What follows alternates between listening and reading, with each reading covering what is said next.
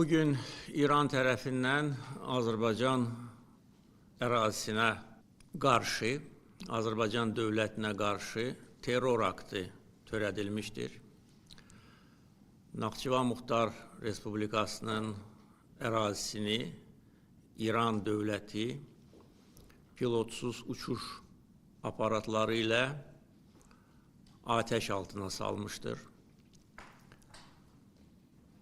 Ateşin hədəfləri mülki obyektlər idi. Naxçıvan Beynəlxalq Hava Limanı, onun terminal binası, məktəb və digər istiqamətlər İran tərəfindən namərd atəşə məruz qalmışdır. Azərbaycan dövləti bu çirkin terror aktını qətiyyətlə pisləyir. Bunu törədənlər dərhal məsuliyyətə cəlb edilməlidir. Azərbaycan tərəfinə İran rəsmiləri tərəfindən izahat verilməlidir. Üzr istənilməlidir və bu terror aktını törədənlər cinayət məsuliyyətinə cəlb edilməlidir. Birinci dəfə deyil ki, İran dövləti Azərbaycana və Azərbaycanlılara qarşı terror aktları keçirir. Hamımız yaxşı xatırlayırıq ki, bir müddət bundan əvvəl Tehrandakı Azərbaycan səfirliyi terror aktına məruz qalmışdır.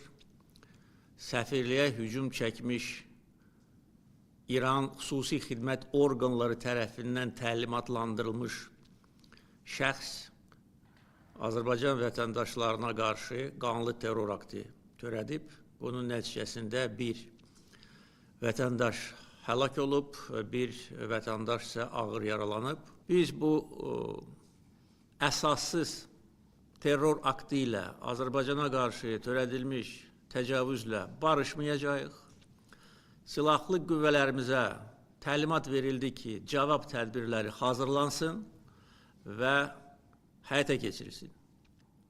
Dəfələrlə İran tərəfinə xüsusilə keçən il baş vermiş toqquşmalardan sonra bildirilmişdir ki, Azərbaycan ərazisi heç bir qonşu dövlətə qarşı istifadə olunmayacaq. Biz buna imkan verməyəcəyik, necə ki, heç vaxt bugünə qədər imkan verməmişik.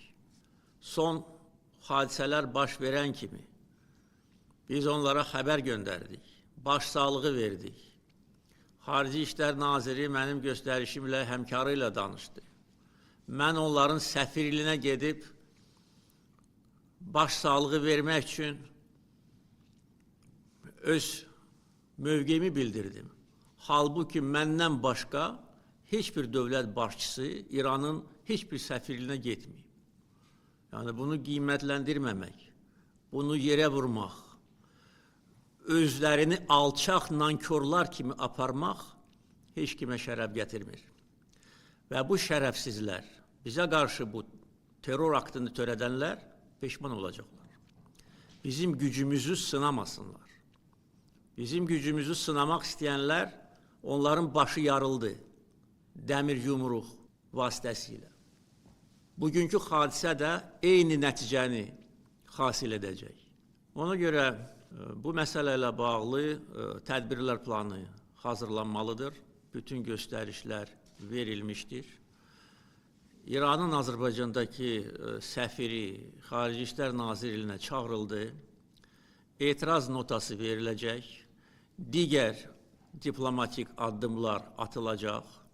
Sərhədlə bağlı müvafiq göstərişlər verildi. Onu da bildirməliyəm ki, bugün səhər mənə məlumat verilir ki, İranın Xarici İşlər Nazirinin müavini Bakıya zəng edir, xahiş edir ki, Livanda qalmış İran səfirliyinin əməkdaşlarını Azərbaycan kömək eləsin, təxliyə etsin. Çünki onların imkanı yoxdur. Mənə məruzə edildi, mən dərhal göstəriş verdim ki, köməkli göstərin, təyyarə göndərin. Ona görə diplomatik yollarla bütün lazımi tədbirlər görüləcək. Bizim silahlı qüvvələrimiz, Müdafiə Nazirliyi, əyləşin, Dövlət Sərhəd Xidməti, digər bütün bizim xüsusi təyinatlı qüvvələr bir nömrəli səfərbərlik vəziyyətinə gətirilib və istənilən əməliyyatı keçirməyə hazır olmalıdırlar.